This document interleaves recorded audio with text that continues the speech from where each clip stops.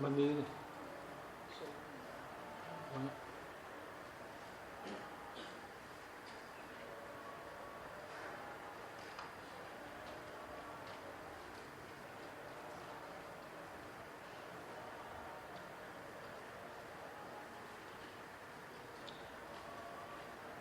Cái ngay như được bắt đầu đâu,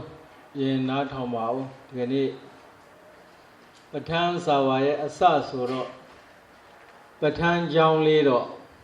cái này nên nghe biểu ảo bảo bộ, bắt thang giang nên nghe biểu à mẹ đấy, bắt thang giang số ra ô bây giờ cái đông bồn rồi, bây giờ cái đông bồn này mà, bây giờ cái Abhidhamma Pitaka, hola. Abhidhamma Pitaka. Eri Abhidhamma Pitaka mà leve jam bana jam para đấy đó. Era go Abhidhamma khona jam đấy. Oa Ariya. Abhidhamma khona jam lo biro ai lo biểu ra. Hậu bị eri Abhidhamma khona jam ga bari le. Along biểu ta mau Dhamma Tengani jam.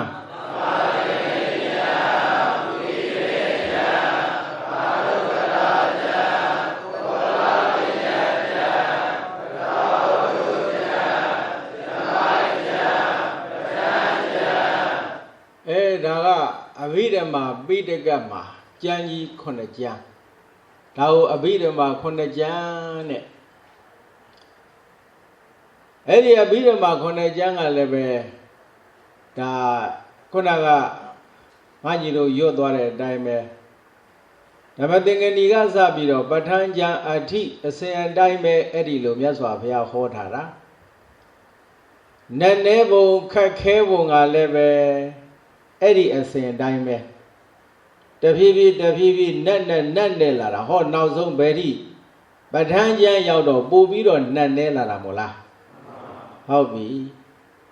đó rồi ấy đi Abhidhamma khôn là giang của, cái đó nhớ xóa phải à, lupi nè bị bé mà họ ra đấy đó,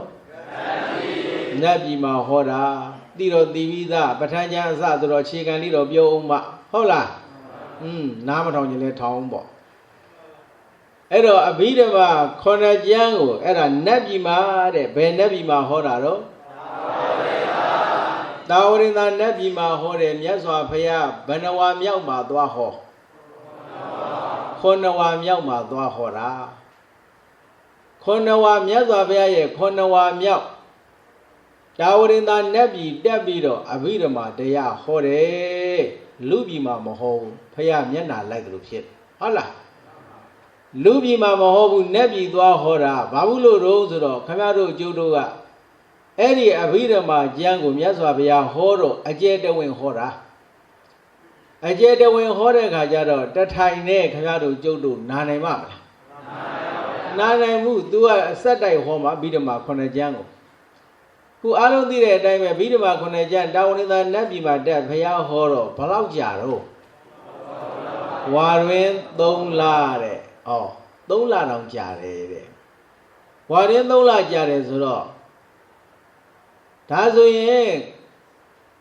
chỗ đó lupi mà hỏi, cái ta thay nên này, mà sao ya, mà tao ya, mà ấy ya bên này đông la đi đi này mà,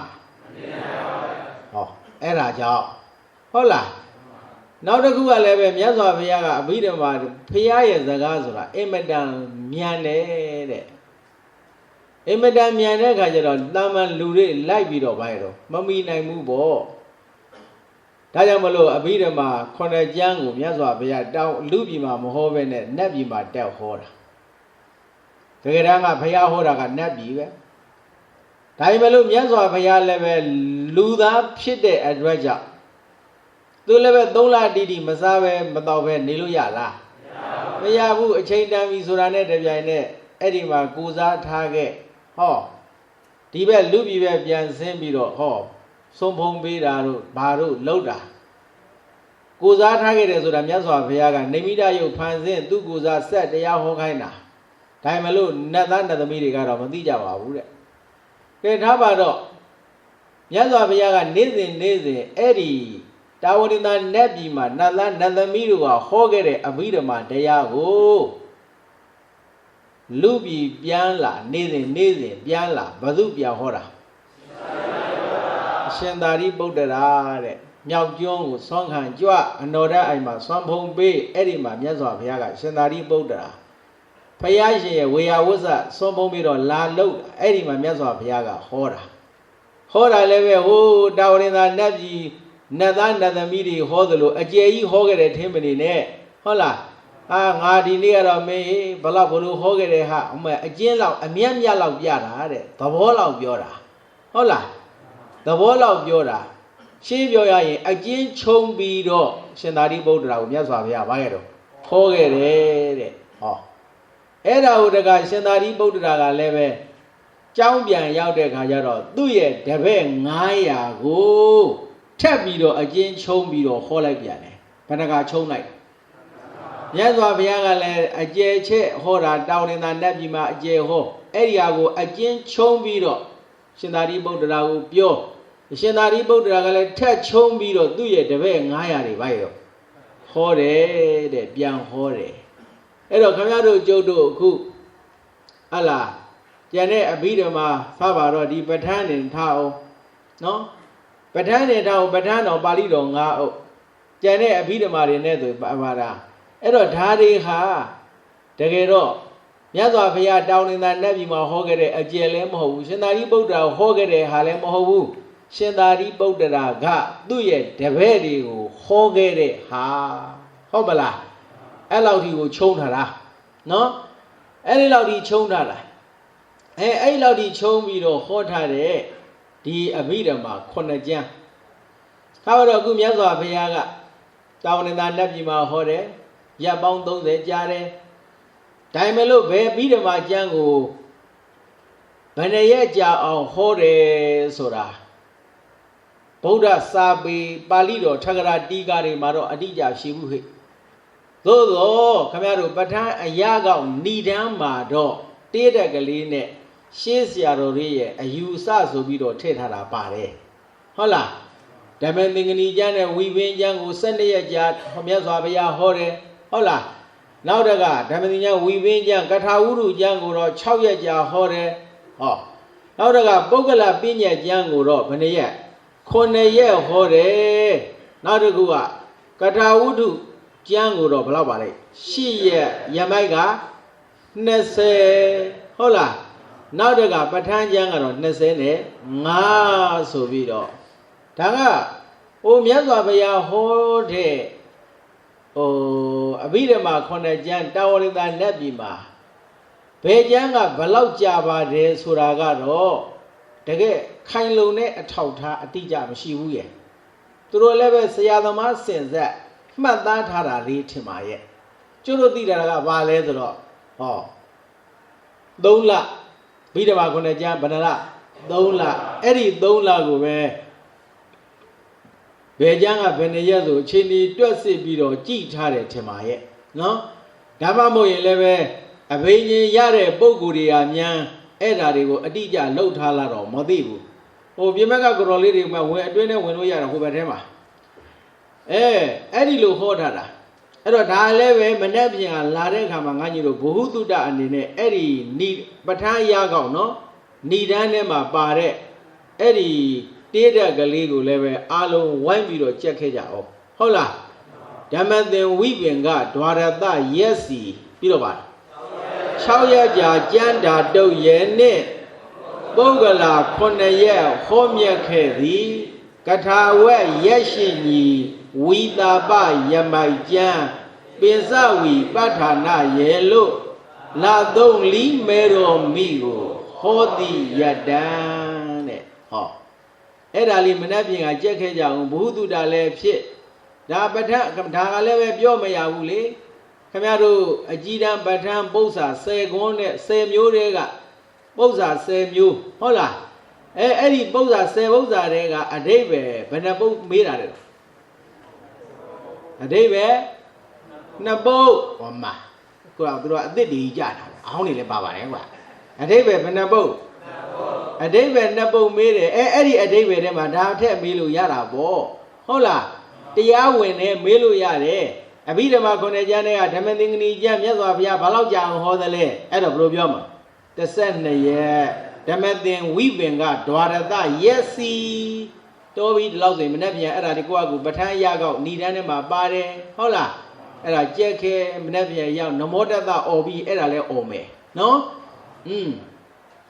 အဲ့တော့ဒါကသူ့အလေးနဲ့သူမြတ်စွာဘုရားအဲ့ဒီအဘုဓမ္မာခုနှစ်ကျမ်းကိုအဲ့ဒီရက်အတိုင်းပဲဟောခဲ့တယ်ပေါ့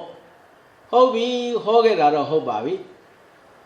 အဲ့ဒီအဘိဓမ္မာခုနှစ်ကျမ်းတွေကဘိဓမ္မာခုနှစ်ကျမ်းတွေကအကြီးကျယ်ဆုံးအခက်ခဲဆုံးအနက်နဲဆုံးကျမ်းအလုံးသိတဲ့အတိုင်းပါပဋ္ဌာန်းကျမ်းပဋ္ဌာန်းကျမ်းဟာနတ်လဲနတ်တယ်တဲ့ပြီးတော့ပါတော့ကျယ်လဲကျယ်တယ်တဲ့နတ်နဲတယ်တဲ့ကျယ်ဟုတ်လားကျယ်ဝန်းတယ်တဲ့ပဋ္ဌာန်းကျမ်းကထက္ကရာဆရာတွေကဘလောက်ထိပြောတော့ဆိုတော့ပဋ္ဌာန်းကျမ်းရဲ့နတ်နဲပုံကျယ်ဝန်းပုံကိုတဲ့လောကဥပမာပေးစရာကိုမရှိဘူးတဲ့ဟုတ်လားလောကဥပမာပေးစရာမရှိတော့အောင်ကိုနတ်နဲတယ်နတ်တယ်ကျယ်တယ်ဟောဒါရင်မလို့မဖြစ်မနေပေးရဖို့ပေးရမယ်လောကဥပမာတစ်ခုပေးကိုပေးပါအနိစ္စဆုံးလို့အဲ့ဒီလိုပြောမယ်ဆိုရင်တော့ပင်လယ်နဲ့ဥပမာပေးပါတဲ့ပဋ္ဌာန်းကျမ်းကြီးကဘာနဲ့ဥပမာပေးပင်လယ်နဲ့ဥပမာပေးပင်လယ်နဲ့တူတယ်လို့ဆိုလိုတာဟုတ်လားဟောပင်လယ်ဆိုတာအားလုံးသိကြမှာပါပင်လယ်ဆိုတာတဲ့ထောက်တီလို့မရတော့အောင်ကိုအင်မတန်နတ်နဲပါတယ်နော်နတ်နဲတယ်ဟောနောက်တစ်ခါဟိုဘက်ကန်းဒီဘက်ကန်းကိုမမြင်ရတော့အောင်ကိုပင်ဘာလို့ကျယ်ဝန်းတယ်ပင်လယ်ကဟုတ်တယ်မလား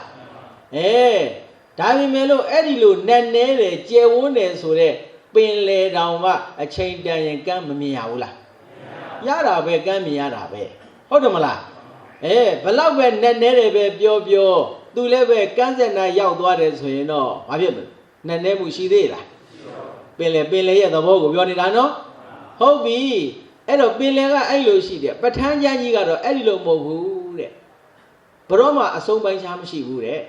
ပဋ္ဌာန်းကျမ်းကဒါကြောင့်မလို့အနန္တနေယသမန္တပဋ္ဌာနာဆိုတာအဲ့ဒါကိုပြောတာပဋ္ဌာန်းကျမ်းကြီးရဲ့ဂုဏ်တူအနန္တနေယနီးပေါင်းအဆုံးပိုင်းခြားမရှိဘူးတဲ့အဲ့လောက်ဒီကျေဝန်းတာအဲ့တော့ပြောချင်တာကဘာတုံးဆိုတော့ခမရတို့ကျုပ်တို့အဲ့ဒီလိုကြီးကျယ်နတ်နဲတဲ့ပဋ္ဌာန်းကျမ်းကြီးကိုအခုလိုတက်နေရတာပါပေါ့ဗျာဟုတ်လားစိတ်တက်ကလေးတွေများတက်လာမလားလို့ပြောကြည့်တာဟုတ်ပြီအဲ့တော့ဒါဆိုရင်အဲ့လိုနဲ့ကျယ်ဝန်းတဲ့ပင်လယ်နဲ့တူတဲ့ဒီပဋ္ဌာန်းကျမ်းကြီးကိုတော့ဟုတ်ပြီခင်ဗျားတို့ကျတို့ခုတရားတော်မှာဟုတ်ပြီဒါဆိုရင်အဲ့ဒီပဋ္ဌာန်းကပဋ္ဌာနာဆိုတဲ့ပါဠိစကားလုံးကိုပဋ္ဌာန်းလို့သုံးတာဒါဆိုပဋ္ဌာန်းဆိုတာဘာလဲပဋ္ဌာနာဆိုတာဘာလဲပဋ္ဌာန်းကျမ်းကြီးဆိုတာဘာတွေလဲဘာတွေဟောထားတာလဲဟောပဋ္ဌာနာပကလေးကပဥပဒရာကလေးကအမျိုးမျိုးလို့အဓိပ္ပာယ်ရတယ်ဟုတ်လားပကလေးကဘာတော့အမျိုးမျိုးတဲ့အမျိုးမျိုးအဖုံဖုံဟောဌာနဆိုတာအကြောင်းတရားတဲ့အမျိုးမျိုးသောအကြောင်းတရားတွေကို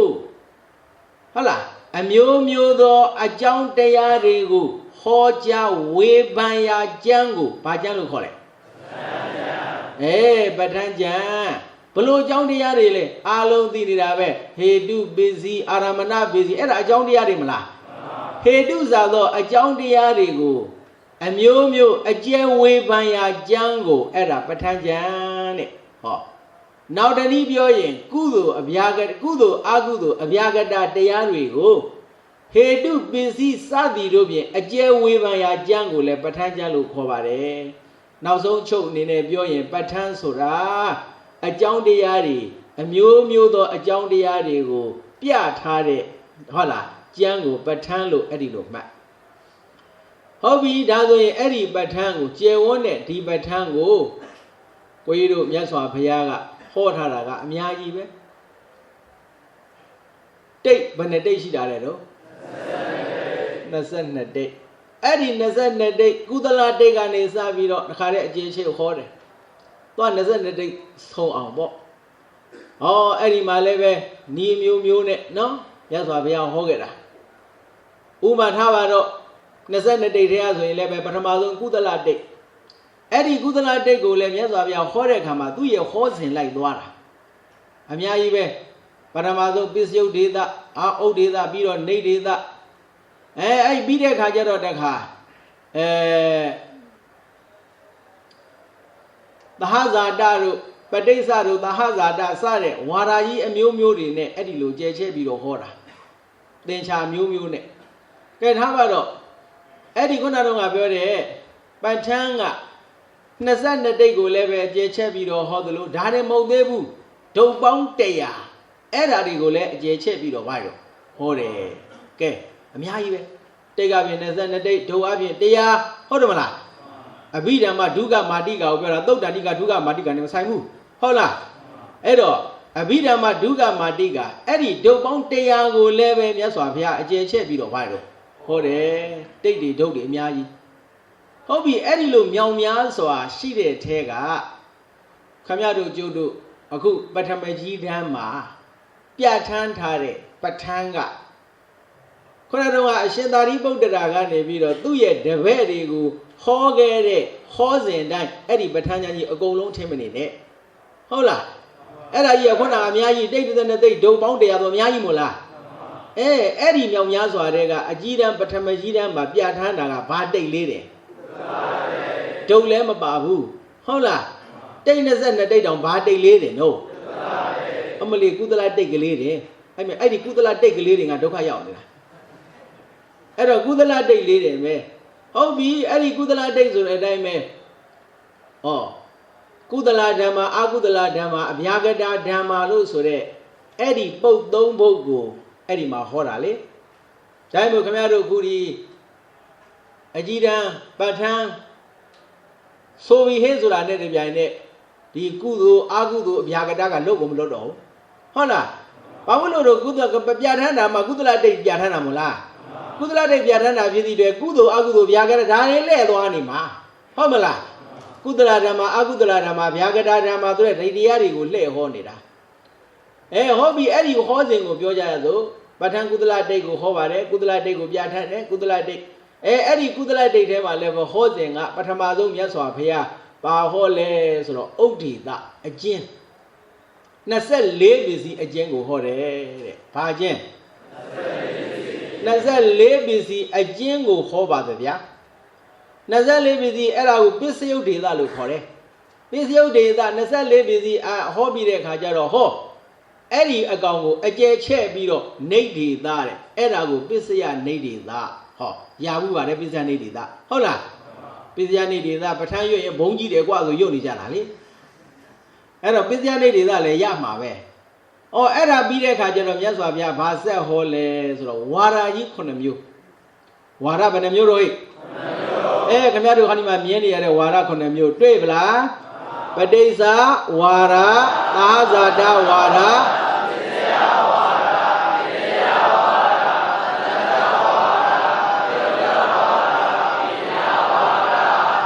အဲ့ဒီဝါရာကြီး9မျိုးအလိုက်မြတ်စွာဘုရားဟောပါတယ်ပထမဆုံးစတာက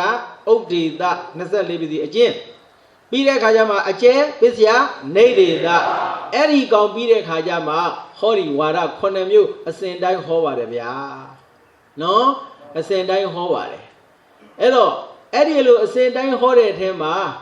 တကယ်တမ်းကနောက်ဆုံးပိတ်ဘာဝါရလေးတော့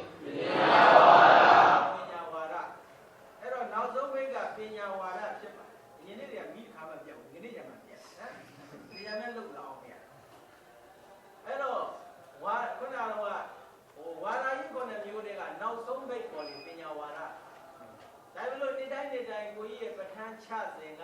အမြဲတမ်းအဲ့ဒီနေ့ကနောက်ဆုံးဝါဒကစပြီးတော့ချတယ်နောက်ဆုံးဘိတ်ကအရင်စချတယ်ပေါ့ဘာဝါဒတော့လေပညာဝါဒပညာဝါဒကအရင်စပြီးတော့ချပါတယ်အဲ့တော့သူကသဘာဝလည်းကြပါတယ်ကျန်တဲ့ပုဂ္ဂိုလ်တွေလည်းဒီတိုင်းချကြနေပြီရှင်မာရဲ့မေးတော်ကြီးနေအဲ့တော့ပညာဝါဒကစတယ်အဲ့တော့ကိုကြီးတော့အခုကချတာတော့ဟိုအင်းစိန်ရွာမှာဆရာတော်ဥတီလောကရဲ့ဒါပဋ္ဌာန်းလက်ဆောင်ပါပဲသူ့စာအုပ်ကိုကိုင်တာပါဒါပေမဲ့ကိုကြီးရခဲ့တဲ့ဒီစနစ်ကတော့ကိုကဘုံရပစ္စောတာမှာနေခဲ့တာဆိုတော့ပစ္စောတာရုံရဲ့ ညာသမားရဲ့နီးစတဲ့ပါပဲဒီထမ်းနေရတကယ်တော့ဘာမှမခတ်ပါဘူးထမ်းတာဟုတ်ပြီအဲ့တော့ခုဒီမှာပညာဝါဒကစအဲ့ဒီမှာလေပညာဝါဒကစချတယ်ဘာလို့လဲပညာဝါဒပြီးသွားတာနဲ့တပြိုင်တည်းဟောသူ့ရှိကပစ္စယနေဒေသလည်းလူပြီးတယ်ဗျာပစ္စယနေဒေသလည်းမဟုတ်ဘူးသူ့ရဲ့ပညာဝါဒရဲ့ရှိပါဘယ်နှဝါဒရှိလဲအဲ့ဒီ6ဝါဒလည်းပြီးတာပဲဟောအဲ့ကြောင့်မလို့ပညာဝါဒဟာအဓိကမိမ့်မယ်တဲ့ပညာဝါဒဟာအဓိကမိမ့်မယ်ဟုတ်လားအခန်းကျမ်းတစ်ကျမ်းအတွက်ခမရတို့ပဋ္ဌာန်းအဲ့ဒီပဋ္ဌာန်းပဲကြီးထဲမှာပြဋ္ဌာန်းတဲ့ပဋ္ဌာန်းဘာသာကိုတက်ကျွမ်းဖို့အတွက်အခုမြောင်များစွာသောပစ္စယနေဒေသပဋိစ္စစသည်အဲ့ဒီထဲမှာအဓိကဘယ်ဝါဒလေးလို့ပညာဝါဒအဓိကအသက်နှလုံးလို့ပြောလို့ရတာဟုတ်ပါဟုတ်လားအဲ့ဒီအသက်နှလုံးဖြစ်တဲ့ပညာဝါဒကပိုင်ပြီးတရားတွေကပိုင်ပြီးသားပဲအဲ့ဒါကြောင့်မို့ပညာဝါဒကိုသူကကြာပြောတာကျန်တဲ့ဝါဒတွေကျတော့ခဏလေးတဲ့တလကိုကြောင်ခဏလေးရှောနေပြီလို့မှာအဲ့တော့ပညာဝါဒကအဓိကပါသို့တော့ပညာဝါဒကအဓိကဖြစ်ပြီမယ်လို့ပထမဆုံးမြတ်စွာဘုရားဟောတာကဥဒ္ဒေသ24ခုစီအကျင့်ကိုရင်ဟောတာမလားအဲ့တော့ပဋ္ဌာန်းကျမ်းတစ်ကျမ်းလုံးလည်းပဲအဲ့ဒီဟေတုစတဲ့အကြောင်းတရားတွေကိုအမျိုးမျိုးဟောခဲ့တာဖြစ်လို့ယနေ့ပဋ္ဌာန်းဟုတ်လားစာဝါကြီးကိုလည်းပဲအဲ့ဒီ24ပစ္စည်းအကျင့်နဲ့ဖွင့်လိုက်ကြရအောင်ဗျအားလုံးဆိုတာဟေတုပစ္စည်းရော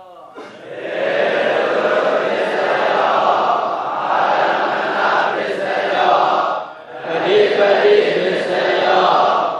နန္တရပစ္စယောသမန္တရပစ္စယောသာဇာတပစ္စယောဣညာမိညာပစ္စယောနေတယပစ္စယောဥပနိတယပစ္စယောပုရိဇာတပစ္စယောပစ္ဆာဇာတပစ္စယောအာတိဝနာပစ္စယောကမ္မပစ္စယောဝိပါကပစ္စယောအာရပစ္စယောဣန္ဒရိယပစ္စယောသာနာပစ္စယောမေဃပစ္စယောသံဃယုတပစ္စယောဝိပယုတပစ္စယောအာတိပစ္စယောနာတိပစ္စယောဝိကတပစ္စယောအဝိကတပစ္စယောတိအဲ့ဒါ24ပစ္စည်းအဲ့ဒါပစ္စယုတ်ဒေသတဲ့အဲ့ဒါမြတ်စွာဘုရားပဋ္ဌာန်းကျမ်းကြီးကိုဟောတော့အဲ့ဒီ24ပစ္စည်းကိုပထမဟောပါတယ်နော်ဥဒေသပစ္စယုတ်ဒေသအဲ့ဒါပြီးတော့မြတ်စွာဘုရားဆက်ဟောတာပစ္စယနေဒေသပေါ့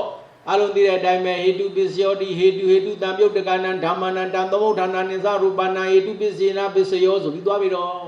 အဲ့ဒါတွေနောက်မှလာမှာနော်အဲ့ဒါပစ္စယနေဒေသအဲ့ဒါဟောပြီးတော့ဘာဟောတော့ဆိုတော့ဟိုမှာပဋိစ္စဝါဒသာဇာတဆိုပြန်သွားတာမဟုတ်လားဒါပေမဲ့ကျုပ်ကဟောဒီပညာဝါဒကိုသွားမှာဒါပေမဲ့လို့ခင်ဗျားတို့ကျုပ်တို့ကမာလဲဆိုတော့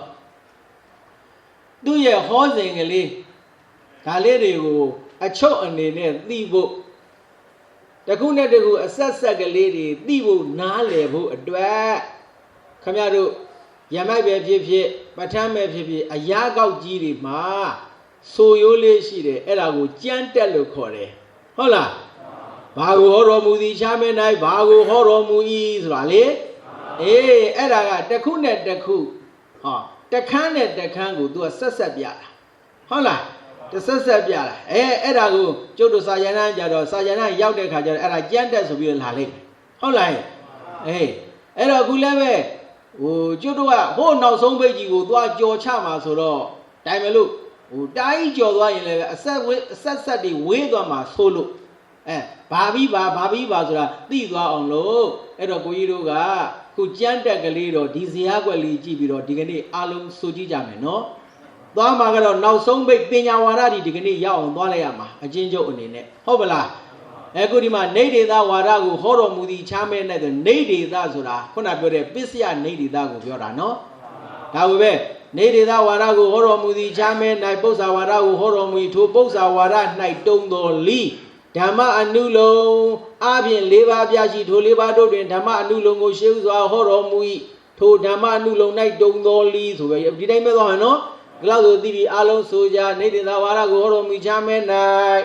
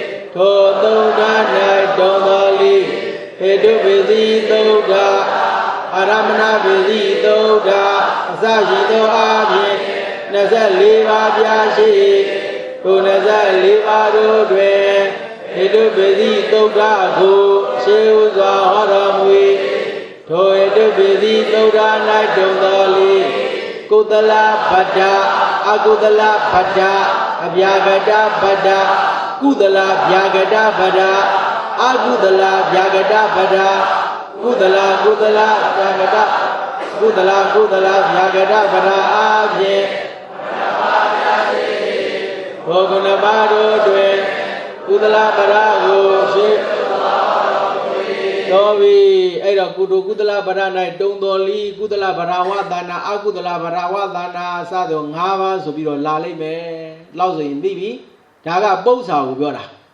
Bosa, a maybe the Bosa Wara being Bawarala, maybe a Shela Memulai Tajamudi Majuala Bosa Wara Horom, the chairman with this and a Wara Horomui to with this and a Wara night don't know Lee so be a Horima, a Jane Chong like Babi Damanu loans are the labor Era Rima. Dima Nagu Dima Chong Tabong Lego, Kona Kamaru Ogan the Yashib Yanji, Dama Nulo, Rilla, Leva, Tigasadi, Chauba, Tezadi, Nasanaba, Pirobara, Wanazadi, Konaba, Hori Dongu, Chong Tarano, Horemula, don't go Chong like Bade, Chong Mira Kajama, Tamia Bebiara, Dama Nulozadi, Leva, or Jarema Chong Labi, Piroma, busy Nulo Zadi, Naba, Leva. To live today, we bring out Wara, or we want Tinsha Wara Sadi, Eddie died Dwabare. Homela, Ero, Taga Bawara, Dragubioni Radonsro, Padesa, Wara, Padesa Wara. Eddie Padesa Wara, Bibizoin, Dibema Balado, Bahazada Wara. Tazada Wara, Horo, Tazada Wara Naile, or the Liba, Naba, Nasa Liba, Konaba, Horomana, Abi Lebe, Eddie Bosa Hobi with the Nawara Ho, do let it end on Mamula. Bosa with the Nabi, he died to Tazada, Bisiabi, Nadiabi, Dandarabi, Damioda, Hot, Damioda, Bawara, Ebinya Wara, အဲ့တော့ပညာဝါဒကိုဟောတော်မူ၏ထိုပညာဝါဒ၌တုံတော်လီဆိုပု္ပ္ပာသွားအဲ့တော့ဝိသေသနာကြတော့လည်းဒီအတိုင်းပဲဟောဝိသေသနာကြတော့လည်းပညာဝါဒကိုဟောတော်မူထိုပညာဝါဒ၌တုံတော်လီဘယ်တစ်ချက်တော့၄ချက်အဲ့ဒီ၄ချက်ကဘာတွေလို့ဟောဒီမှာပစ္စည်းအနုလောပစ္စည်းပစ္စနေပစ္စည်းအနုလောမပစ္စနေပစ္စည်းပစ္စနိယာနုလောမအားဖြင့်မနဘာတော့၄ပါးဟုတ်မလား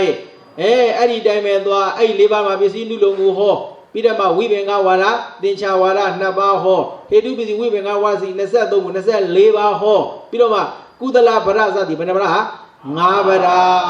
ဟောအဲ့ဒီတိုင်းပဲသွားပါလိမ့်မယ်ပုံသေးဒီတိုင်းပဲသွားဟုတ်မလားအဲ့ဒီလိုသွားပြီးပြီဆိုတဲ့အခါကျမှဘာပြန်သွားမလဲဆိုရင်ခင်ဗျားတို့ကကျတို့ကအခုကပညာဝါဒကိုသွားမှာဟုတ်ပြီအဲ့ဒီပညာဝါဒမှာလည်းပဲသူကဟောပုံလေးကိုပြောဦးမယ်အခန့်ကန္တနေအဖြစ်မြတ်စွာဘုရားဘယ်နေရာပဲဟောဒီ24ပစ္စည်းကိုပဲဟုတ်လားလှက်ပတ်ပြီးတော့ဘာရတော့အကျယ်ချဲ့ပြီးတော့ဟောတာပါအခုဒီပညာဝါဒလည်းဒီပစ္စည်းပဲကျန်တဲ့သဟဇာတစတဲ့ပဋိစ္စတဲ့ရှေ့ဝါဒတွေမှာလည်းဒီ24ပစ္စည်းပဲဒီ24ပစ္စည်းကကိုမလို့ဘူးဒါတွေပဲဟောနေတာဟုတ်လားအခုလည်းပညာဝါဒလည်းပဲအဲ့ဒီ24ပစ္စည်းကိုဟောပါလိမ့်မယ်ဟောတဲ့အခါကျတော့ဟောပုံကလေးကိုအညီတို့နားထောင်ကြည့်ပညာဝါဒမှာဒီ24ပစ္စည်းဒီအကြောင်းတရားတွေကိုမြတ်စွာဘုရားဟောတဲ့အခါမှာသူ့အုပ်စုလိုက်ခွဲပြီးတော့ဟောပါတယ်ဘယ်နှအုပ်စုရှိလဲလို့မေးရင်9အုပ်စုရှိလိမ့်မယ်ဘယ်နှအုပ်စုတော့9အုပ်စုအဲ့ဒါကိုပဋ္ဌာန်းတက်မှုတဲ့ပုဂ္ဂိုလ်တို့သိတယ်အဲ့ဒါမျိုး9မျိုးတဲ့ဟုတ်လားပညာဝါဒမှာမျိုးဘယ်နှမျိုးတော့9မျိုးမျိုး9မျိုးအဲ့ဒါအုပ်စု9မျိုးအုပ်စု9စုထားပြီးတော့မြတ်စွာဘုရားဟောတယ်အဲ့တော့အုပ်စုဖွဲ့တာကလည်းပဲတစ်ခုနဲ့တစ်ခုတူတဲ့ဟာတွေပေါင်းပြီးတော့ဟုတ်လားအုပ်စုအနေနဲ့ဖွဲ့ထားတာသူကဥပမာပြောမယ်ဆိုရင်အချို့တော့ဟုတ်လားအကြောင်းတရားတွေကအာယုံအာရမဏိကအဖြစ်ပဲဟောရုပ်တရားနာတရားတွေကိုဘာရောကျေးဇူးပြုကြတယ်ဟုတ်ပလားအချို့ရုပ်တရားနာဥပမာပြောမယ်ဆိုရင်ကုသိုလ်အကုသိုလ်ဗျာဒကတာတရားတွေကိုဟေတုစာသောအကြောင်းတရားတွေနဲ့ကျေးဇူးပြုတဲ့အခါမှာအချို့ကျတော့အာယုံအာရမဏိကအနေနဲ့ချို့ကြတော့လည်းပဲတကွာဖြစ်ဖက်အနေအချင်းချို့ကြတော့လည်းပရမတ္ထတရားချောင်းွယ်မှုမရှိသောအချင်းအဲ့ဒီလိုကျေးဇူးပြုပုံချင်းတစ်ခုနဲ့တစ်ခုမတူတဲ့အခါကျတော့အုပ်စုတွေကွဲကုန်တာဟုတ်ပါမလားဒါကြောင့်ပညာဝါဒမှာ24ပစ္စည်းကိုအကျယ်ချဲ့တာဟုတ်ပါပြီဒါပေမဲ့လို့အဲ့ဒီ24ပစ္စည်းကိုအကျယ်ချဲ့ပြီးတော့ဟောတဲ့အခါမှာအုပ်စုလိုက်ဟောပါတယ်အုပ်စုပေါင်းဘယ်လောက်လဲ9အုပ်စုဟောပါတယ်အဲ့ဒီ9အုပ်စုကလည်းပဲချိုးအုပ်စုကြတော့တခါတည်းပဲ10ပစ္စည်းတို့ချိုးအုပ်စုကြတော့15ပစ္စည်းတို့နောက်တခါချိုးအုပ်စုကြတော့9ပစ္စည်းအချို့က2အချို့က6အချို့က4အချို့က1ဒါမျိုးလေးတွေဒါလေးမယ်နော်အဲ့ဒါမျိုးလေးတွေဟောလိုက်မယ်အဲ့တော့ဒါကြောင့်မလို့ခုလည်းပဲပညာဝါဒကိုသွားတော့မှာဆိုတော့ပညာဝါဒမှာအုပ်စု9မျိုးရှိတယ်မျိုးကြီး9မျိုးရှိတယ်ဒါလေးသိရအဲ့ဒီမျိုးကြီး9မျိုးကဘာတွေတုံးလို့ဆိုရင်အာရမဏမျိုးသာဇာတာမျိုးပြီးတော့ဘာလို့အနန္တရာမျိုးဝုဒ္ဓပုရိဇာတာပကတုပါမျိုးဝုဒ္ဓပုရိဇာတာမျိုးပစ္ဆာဇာတာမျိုးနာနကတိကကာမယုတ်အာရရူပဇီဝိတ္တိနရိယဆိုပြီးတော့အလုံးဘလောက်မျိုး9မျိုးဖြစ်ပါတယ်အဲ့ဒီမျိုးကြီး9မျိုးတည်းကလည်းပဲကိုကြီးကနှစ်စဉ်ဒီပညာဝါဒကိုချတဲ့အခါမှာဘယ်မျိုးကိုပထမဆုံးပြောတာတော့သဟဇာတာမျိုးဟုတ်လားနေ့တိုင်းအဲ့ဒီတိုင်းကြီးပဲတကယ်တမ်းစလာတာကတော့အာရမဏမျိုးကစလာလိမ့်မယ်ဟုတ်လားအစဉ်တိုင်းကိုမဟုတ်ဘူးပြောတာဟိုပြောဒီပြောกว่าလို့ဒီလိုများထင်နေမလားတော့မသိဘူးဖျားဟောတဲ့အစဉ်တိုင်းလည်းမပြောဘူးကွာဒီကိုရောကြီးနဲ့ပညာဝါဒအစပြောပညာဝါဒလည်းအုပ်စု9ခုရှိတယ်လေပြောသေးအစအာရမဏကမစဘူးဘယ်ကစသဟဇာတကစတယ်ဟိုရောက်ဒီရောက်အဲ့တော့အဓိကဘာဘူးလို့အဲ့လိုသဟဇာတကအရင်ပြောရတာလေဒါကတော့သူများနဲ့မတူပါဘူးကိုယ့်အကိုဒါကစဉ်းစားကြည့်လိုက်တာပေါ့အဲ့ဒီမျိုးမြောင်များစွာတဲ့ကပဋ္ဌာန်းကျမ်းကိုစပြီးတော့သင်ယူကြတဲ့ပုဂ္ဂိုလ်တွေအတွက် Sagaria the Kare Kakan Nera Sa Biola in Lantro Bama Solo. Eddie Mu you go Yorega, Aloe those the Hazard Mu Jua in Yoda. Hola Era the Hazard Muga. I may look to a Jero Jere. Hola Hazard Muga Eddie Mu you go Yorega, a Jedo. Hola Dodo Luere Pabulo Lueraro Grosso. Era the Hazard Musuraga. A Jaunia, a Juliari, the Guap ship pep in Jesu Burarego, also put Horala. Era the Guap ship des Reniama. A Jaunia, a Julia, the Guap ship des Reniama, Naku. Nana Chile, a dube shida shidalo, Nane Yonele, a dube shida shide, now the Gua, Yo Chile, a dube shida shide. Longu Nana Chile, a dube shit, Nana yo, a dube shit. Yo change a dube shit. Can I wish you? Don't wish it. I don't nan change, Nandia change a dube shit, then Mapsi Wusuraga, Palolo G. D. Malelo Sura. Man, you go. Say that they buy station, say that they should die. Hola. Ero, Dianaku, Nadiana Kuha, Diniama Tambayo Chin, and a dube shit at other than you way. Hola. Ero, say that they buy Suraga, then you sat that Garega, Kamadua. Hola. Tarigu, the Inla of Chitty there, J1 really, Sao. Hola. Ero, J1 in a Jerica Jalo, Dai Sabella, Luella Lydia. No? Sessions edition of Bobe.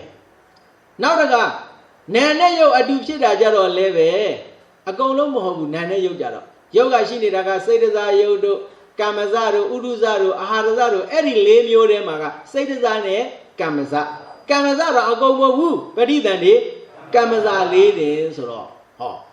Did the Hazardam you a pure lady. Dora de Chale,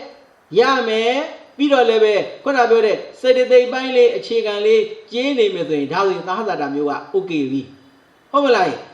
Era Jamulu, a Loezo, Allah, the Hazardam you go ya Patamazo, Bioma, Shepare. Gay hobby, the Hazardam you, Bioma hobby. Eddie the Hazardam you mare. Conadonga. Deep busy the Adego, do ya also bombie or horror, Luconaga Biobida, no? Hobby, Ero di Daza Damuma, Baloti Bounta Lusoro, di Daza Damuma, Sanga busy to Bounta, Palabounta. Sanga busy on Bounta. Oh. Hobby, Eddie Daza Damu, Sanga busy on Bounta, Timaji, Daza Damu, Panabizito. Yes, Sanga busy. Eddie Sanga busy, Dimadua, Samogalene. Nasal Libby, a sand dying laid down, looked at it. And a Didaza Damuma, Sanga busy hobby. A Maladua, quite like it, and a lay, a G. Ho. Daza Damurem also to got help well at those who, and they also are corn, a lay also are lay, a G. Lay, corn lay, the say, corn lay, the Tony Yano. Ero, Gurima, Ero, Daza Damu, Sanga busy, Ero, and they also, a lay also, and they gonna be season 11, He di Gaha, Eza, Mat, Hamadan, they gonna be see, Hormala, and let it la me. Ero, Daza Damu, busy about the Sanga Myogo, do ya bombidom, yes, Wavia, Hotare, the Sanga busy, busy, a John Job, Jesu, beauty, Yama. The wap ship, a dupe ship, Jesu, you jalo, Eddie Sangagu, the mure, the osude, Pau Hotara. Lula, Kay a Sangagu, Suamo, he did the hand. We are in the Mother, where are we?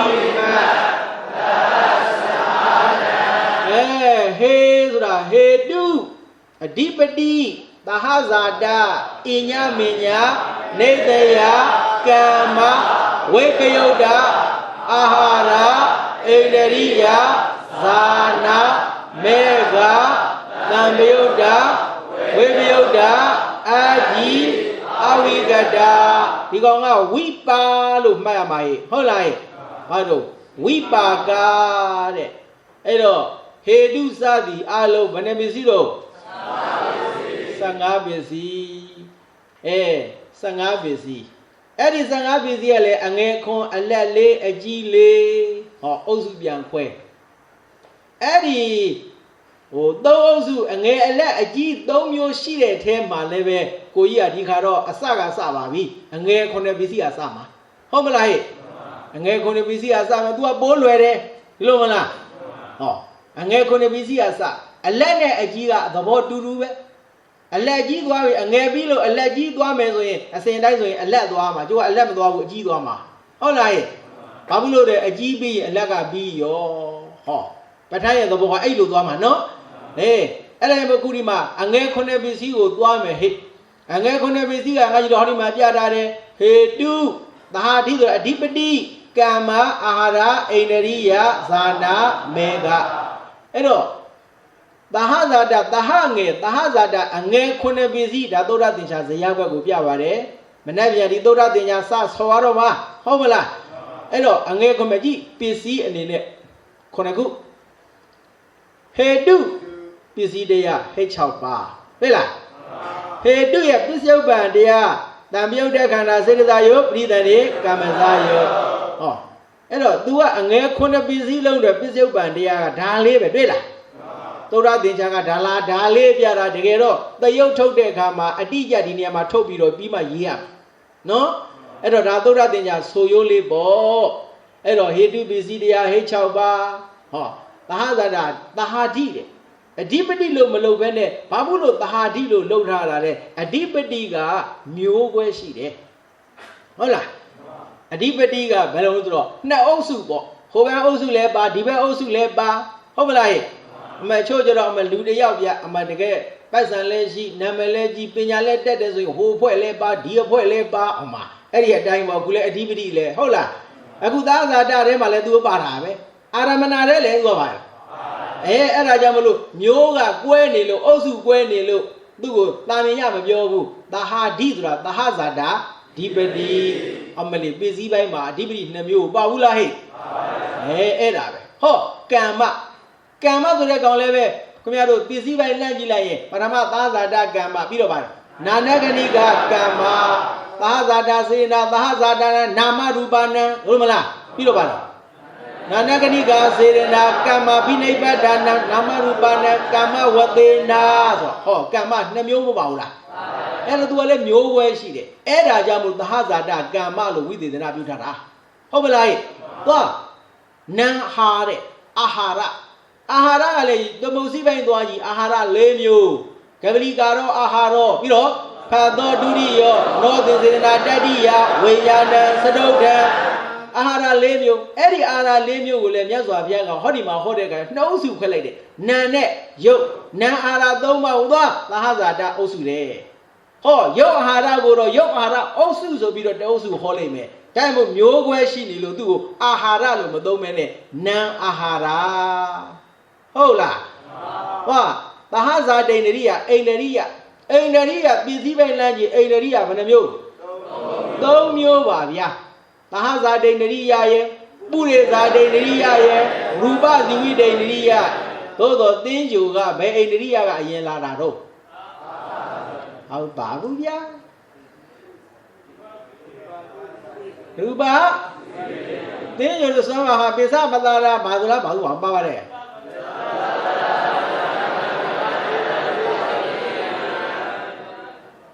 ပိစပတာရာပြီးတော့ရူပဇဝိတေန္ဒရိယဥပါရိဏရူပနံဟုတ်ပြီအဲ့ဒါဆိုတော့ပုရိသတေန္ဒရိယကအရင်ပေါ့ဟုတ်လားပြီးတော့ဘာလို့ရူပဇဝိတေန္ဒရိယသဟဇာတေန္ဒရိယကနောက်ဆုံးပဲဟုတ်မလားဟုတ်ပြီအဲ့တော့အိန္ဒရိယကလည်းမျိုးကွယ်3ခုရှိနေတာပေါ့ဒါကြောင့်မလို့သူ့ကိုလည်းပဲဒီအိန္ဒရိယကသဟဇာတာအိန္ဒရိယမို့သဟဇာတေန္ဒရိယသဟတိန်လို့ဆိုတတ်တာတကယ်တော့သဟဇာတေန္ဒရိယသူကြတော့အကွဲတော်ဘူးဇာနာမေဃသာဟာရိတာမညဆိုရင်သာဟာရိ၌ဟောသဟဇာတာဓိပတိသဟဇာတကမ္မနံအာဟာရသဟဇာတေဒရိကဲသုဒ္ဓသင်္ချာဆိုပုံကလေးကိုကြည့်ကြရအောင်သုဒ္ဓသင်္ချာဆိုပုံကလေးသုဒ္ဓသင်္ချာဆိုတဲ့အခါကျသူ့ရဲ့ဆိုရိုးကသ Paramado dua Bayazaro, Pisio Ban, the Yaga Nibido Sat. Coido Dinjo Ma, Namuna Leki Leba, Dinjo. Paramado, Anandra, the Manandra, Natty, Wicked Dasore, Eddie Lady see a Pisio Ban, Piare, Pali Le, Firma.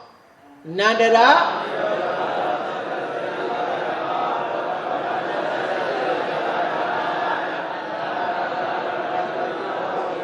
Nandara Nidora, Seda Sedediga, Dhamma, Dodi, era busy dia. Kadaba, Patama Wibadi and Danebia. But that banana Seda Sedediga, Dhamma, Nambaran Bat, Pisio Bandia Piare. Piloma the Karen, Nandra Sadi, Karai Basso, Pisia Dadigo Pia. And of Yojanaga Vale.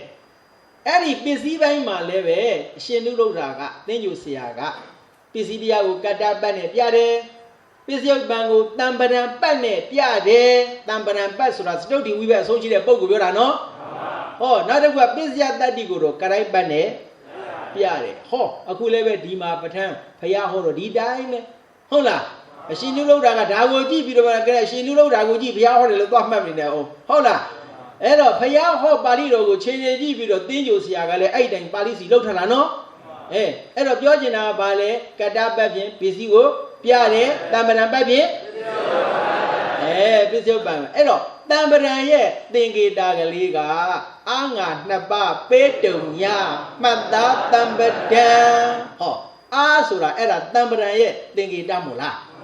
Jajamuke, Jime, Ganjiro. Tora Dina Soreka, Pisio Bangani Sava. Hey, do night. Oh, so like that. Hola, hey, do night. Pisio Bangame. Tambio de Kanda, say the Zayo, Paditan, Kamazayo, Atado. Eddie now only valid. Atado. So them all. Tambio de Kanda, say the Zayo. You know my Sheila like, hey, chow ba. He didn't doma. Okay, go eat the cow and jame, hey, do night. Tambio de Kanda, say the Zayo, Paditan, Kamazayo, Atado. Hey chow ba. Okay, Taga, hey do, Pisine, Pisio Bandia. Eddie, Pisidia, Pisio Bandia, then cha puella yen, Palado. Conabayalo, then cha data, Palilubio. Hey chow bane, do nation, this says that they go, then cha puella yen, Conache Yava lay then cha data, hobby. Then cha Conacuaro, hobby. The Vaga Biziriga, Parile, the Vaga Biziriga, Gidi Mapiana, Yanara ha, Bizi ye, let ye shene, let lay, Giga, lay, Ponidover. Oh, Edo, let ye shizra, Yatara ha. Any a lane, a giga, type the alias or yale made, a G Surega, a Miena Yale. Homela. A Gile Bizia Amiena Yame, a Lale Bizia Amia Yadala, Era Moshia Badana, Yatara, Amo Yatara, Busy, La, G, Shit, Ne, Panama Wala, Peter Kajama, Homa, Digonga, Alone, Kona Bizilone, Saint Villa,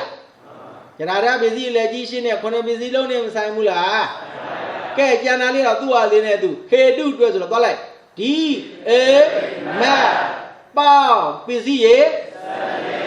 Okay, the cow go is me, being like to me, here do night. Tamio de Kanda, say that you, oh, the no biome. The Tamio de Kanda, say that you, but it and Kamazayo's reg on really. Hey, do ne, ho, hori mega address so ye.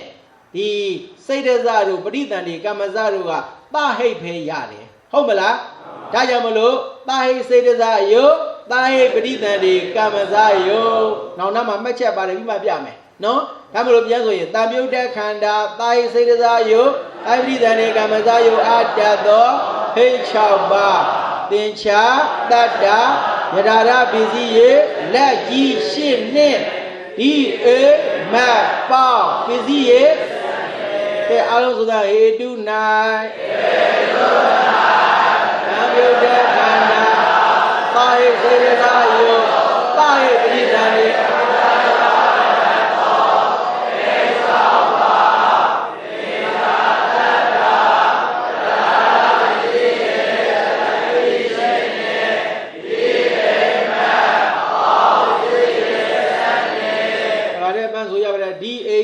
ပေါင်းပစ္စည်းရေ30နှစ်တခါတည်းဆက်ဆိုလို့ရတယ်ဟုတ်မလားအဲ့တော့ငါညီတို့မှတ်ထားမှာကဟေတုနဲ့မဲကအတွေ့ဟောဒီရုပ်ရှိရဗာလေးထဲမယ်သာဟိတ်ကလေးထဲမယ်ဟုတ်မလားအဓိပတိကြတော့လည်းပဲသာဓိပတိစေတသာယုတ်ပဲဆိုမယ်ပြိဿနေကမ္မဇယုတ်မဆိုပါနဲ့ဒါကတာမင်ရမယ်မှတ်ကြမလို့ဟိုနောက်မှာပါတယ်ဟုတ်မလားအဲ့တော့ဒီကောင်လေးရရင်အလုံးပြီးသွားပြီကဲငါညီတို့သဟာတိသဟာတိ၌သို့မဟုတ်သဟဇာတာဓိပတိ၌တံပြုတ်တဲ့ခန္ဓာသာဓိပတိစေတသာယုတ်ဟာတန်သောအဓိပတိကိုသုံးပါးလေးပါတို့နဲ့သင်္ချာတတ္တယရာရပစ္စည်းရေဖေခာအိမတ်ပေါင်းပစ္စည်းရေအဲ့တော့သူ့ပုံစံကလေးနဲ့အဲ့ဒီတိုင်းလေးသွားပါတဲ့ဟောဒါကသင်္ချာထုတ်ပုံပြထားတယ်ဒီမှာကဟေတုမေသုဒ္ဓသင်္ချာမှတ်ချက်ဟေတုမေဃတို့၌တံပယုတ်တဲ့ခန္ဓာသာယစေတသာယုတ်သာပတိတန်ေကမ္မဇယုတ်အတတ်သောဟုဆိုအဓိပတိ၌ဘလို့တံပယုတ်တဲ့ခန္ဓာအာဓိပိစေတသာယုတ်အတတ်သောဟုကျန်တာကတော့အဲ့ဒီရှိတဲ့အတိုင်းပေါ့တွေ့လားထူးလို့မို့သုဒ္ဓသင်္ချာခုနဇရာခွက်ကိုဆိုတတ်အောင်ဒါလေးမှတ်ချက်ပေးထားတယ်တွေ့ပြီနော်ဟုတ်ပြီဒါဆိုရင်ခင်ဗျားတို့ဒီစာအုပ်မရှိသေးတဲ့ပုဂ္ဂိုလ်ကလည်းရှိအောင်လုပ်ထားပေါ့ဟုတ်မလားအဲ့တော့ဟေတုရဲ့သဟဇာတာဓိပတိရဲ့သဟဇာတကမ္မရဲ့ကောင်းတာတော့ဒီခုနှစ်ပစ္စည်းလုံးသုဒ္ဓသင်္ချာမရစရာအကြောင်းမရှိတော့ပါဘူးဟုတ်တယ်မလားခုနတော့ကြည့်ရမှာဖြစ်ရပါတော့ဓမ္မသင်ဝိပင်ကဒွါရတယစီဟောတော်ပါပြီယာမန်းသိပါတယ်အဲ့ဒါလေးလည်းပြင်ရမယ်ဟုတ်မလားပြီးရင်ဟောဒီခုနှစ်ပစ္စည်းလဲသုဒ္ဓသင်္ချာဆောမယ်လို့မလားဒီတိုင်းလေးသွားမှာပဲဟေတု၌တံပြုတ်တဲ့ခန္ဓာသာယစေတသာယုသပိတံကမ္မဇောဟတတော်ဟေ6ပါသင်္ချာတတ္တယရာပစ္စည်းလက်ကြီးချင်းနဲ့ဒီအိမ်မှာပေါင်းပစ္စည်း30နှစ်ပေရလာထိုးလိုက်မယ်မေဃ၌မနေ့ပြန်တော့ခင်ဗျားတို့မထိုးအောင်ပေရလာမထိုးအောင်နော်မေဃ၌တံပြုတ်တဲ့ခန္ဓာသူရတော့သာယစေတသာယုသပိတံကမ္မဇောအတန်သောပညာဝိတဝိရတိသုံးကိုဝိရိယတတိဧကကတဒေရိဟုဆိုသောမဂ္ဂင်တရားကို9ပါးသင်္ချာတတ္တယရာရပစ္စည်းရေလက်ကြီးရှင်းနေဤအိဇာပေါင်းပစ္စည်းရေမနှက်ပြန်ရောက်ရင်အဲ့ဒါဆောမယ်ဟုတ်မလားပြီးတော့ဘောဝင်လေးတွေလည်းယူခဲ့မယ်အဲ့ဒီဇရာခွဲနောက်ကအခုဒီမှာကပစ္စုပန်တရားကအလုံးနဲ့ခြုံတာမညာလေးပြထားတာနော်အဲ့တော့အဲ့ဒီတံပြုတ်တဲ့ခန္ဓာရှင်သောခန္ဓာစိတ်စေတသိက်တွေကဘာတွေလဲဟေတုပစ္စုပန်စိတ်စေတသိက်ဒီနာလေးရေးရဟောဒီနာလေးမှာရေးရမှာခင်ဗျားတို့စောက်ထဲမှာဟုတ်မလားအဲ့ဒါလေးပါပါစေကဲဤကနေ့ဤမြစွာကြောက်တာမကြဗျာ